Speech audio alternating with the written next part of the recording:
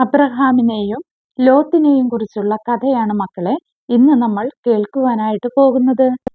വിഗ്രഹാരാധികളായിരുന്ന തന്റെ ബന്ധുമിത്രാദികളുടെയും നാട്ടുകാരുടെയും ഒക്കെ ഇടയിൽ നിന്നും ദൈവം അബ്രഹാമിനെ വിളിച്ച് വേർതിരിച്ചിട്ട് ഞാൻ കാണിക്കാനിരിക്കുന്ന ദേശത്തേക്ക് അബ്രഹാമിനോട് പോകുവാനായിട്ട് ആവശ്യപ്പെടുകയും ഒപ്പം തന്നെ ഒത്തിരി അനുഗ്രഹ വാഗ്ദാനങ്ങൾ കൊടുക്കുകയും ചെയ്തു.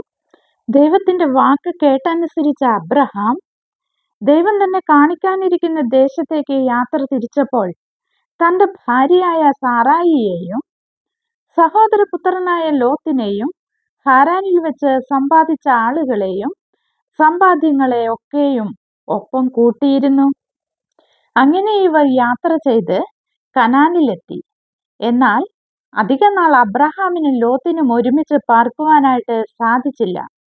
ഇവർക്കിടയിൽ ഇടയന്മാർ തമ്മിൽ വഴക്കുകൾ ഉണ്ടാകുവാനായിട്ട് ഇടയായി തീർന്നു.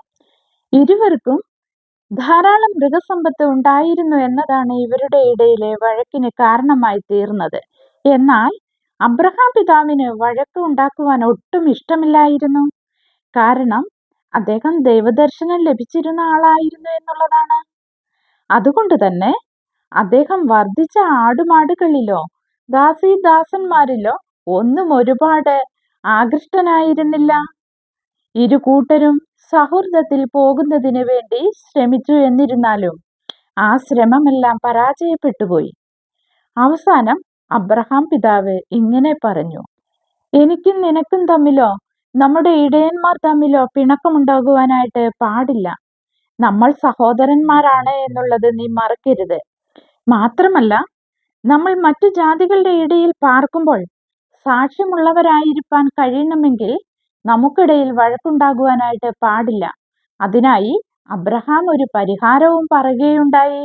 അബ്രഹാം ഇങ്ങനെ പറഞ്ഞു: നമ്മൾ തമ്മിൽ പിരിഞ്ഞ് രണ്ടിടത്തായി പാർക്കുക. അതിനായി നിനക്ക് ഇഷ്ടമുള്ള സ്ഥലം തിരഞ്ഞെടുക്കാവുന്നതാണ്. നീ പോകുന്നതിന്റെ എതിർ ദിശയിലേക്ക് ഞാൻ പോയിക്കൊള്ളാം. ഈ കാര്യം കേട്ടപ്പോൾ ലോത്തിനും വളരെയധികം ഇഷ്ടമായി മക്കളെ. ലോത്ത് ചുറ്റും ഒന്ന് നോക്കി. അപ്പോ വളരെ ഫലഭൂയിഷ്ടമായ ഒരു സ്ഥലം കണ്ടു. ആ സ്ഥലം ഏതാണെന്നറിയോ? അതാണ് സോദോം. ഈ സോദോം എന്ന സ്ഥലമാണ് ആര് തെരഞ്ഞെടുത്തത്? ലോത്ത് തെരഞ്ഞെടുത്തത്. അങ്ങനെ ലോത്ത് സോദോം എന്ന സ്ഥലം തിരഞ്ഞെടുക്കുവാനായിട്ട് ഇടയായി തീർന്നു. അത് അബ്രഹാം സമ്മതിക്കുകയും ചെയ്തു. നോക്കൂ, ഇവിടെ ഒരു കാര്യം വളരെ ശ്രദ്ധിക്കേണ്ടതുണ്ട്. രണ്ട് സഹോദരന്മാർ തമ്മിൽ പിണക്കമുണ്ടായപ്പോൾ ദൈവത്താൽ തിരഞ്ഞെടുക്കപ്പെട്ട അബ്രഹാം അതിനെ പരിഹരിച്ച രീതി എത്ര നിസ്സാരമായിട്ടാണ് അബ്രഹാം പിതാവ് ഈ വിഷയത്തെ പരിഹരിച്ചത് എന്ന് നമ്മൾ മനസ്സിലാക്കേണ്ടത് ആവശ്യമാണ്. അബ്രഹാം ഈ വിഷയത്തെ ഇങ്ങനെ പരിഹരിക്കാനുണ്ടായ കാരണം എന്താന്ന് വെച്ചാൽ, താൻ ദൈവത്താൽ തിരഞ്ഞെടുക്കപ്പെട്ടവനാണ് എന്നും താൻ മൂലം ദൈവനാമം ദുഷിക്കപ്പെടുവാൻ പാടുള്ളതല്ല എന്ന തിരിച്ചറിവും അദ്ദേഹത്തിന് ഉണ്ടായിരുന്നു. അങ്ങനെയുള്ള താൻ കാരണം തന്റെ സഹോദരന് ഒരു ദോഷവും വന്നുകൂടാ എന്നും അദ്ദേഹം ആഗ്രഹിച്ചിരുന്നു. അതുകൊണ്ട് തന്നെ അബ്രഹാം നഷ്ടവും ത്യാഗവും സഹിക്കുവാനായിട്ട് തയ്യാറായി. അബ്രഹാം സന്തോഷം കണ്ടത് ആത്മീയ കാര്യങ്ങളിൽ മാത്രമായിരുന്നു. അദ്ദേഹം ഒരു കൂടാരവാസിയുമായി പാർത്തു.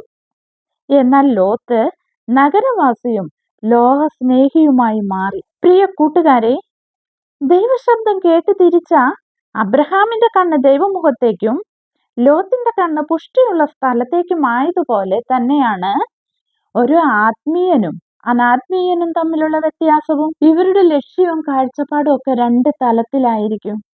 ഇരു കൂട്ടരുടെയും ഒരുമിച്ചുള്ള വാസവും പ്രയാസകരമാണ്. ആത്മീയ ജീവിതം സമാധാനപൂർണമാക്കാൻ കഴിയണമെങ്കിൽ ഒരു വേർപാട് ആവശ്യമാണ് എന്നുള്ള ഒരു സത്യമാണ് നമ്മൾ ഈ കഥയിലൂടെ കേട്ടത്. അതുപോലെ അബ്രഹാം പിതാവിനെ പോലെ നമുക്കും ദൈവസന്നിധിയിൽ നീതിയോടുകൂടെ ആയിരിക്കാൻ, ദൈവത്തെ അനുസരണമുള്ളവരായി ജീവിപ്പാൻ, ദൈവസ്നേഹികളായിരിക്കാൻ കഴിയുമാറാകട്ടെ. അതിനായി നമുക്ക് ദൈവത്തോട് പ്രാർത്ഥിക്കാം. ദൈവം നമ്മെ അനുഗ്രഹിക്കട്ടെ. ആമേൻ. പ്രിയ കൂട്ടുകാരെ, ഈ കഥ നിങ്ങൾക്ക് ഇഷ്ടമായി കാണുമെന്ന് ഞാൻ കരുതിക്കൊള്ളട്ടെ. അതുപോലെ തന്നെ കഥ കേട്ട് കഴിയുമ്പോൾ കമന്റ് ഇടാനും ലൈക്ക് ഇടാനും മറക്കരുത് ട്ടാ. മാത്രമല്ല സബ്സ്ക്രൈബും ചെയ്യണേ. വൈകാതെ അടുത്ത കഥയുമായിട്ട് ഞാൻ വരാം. Okay, by.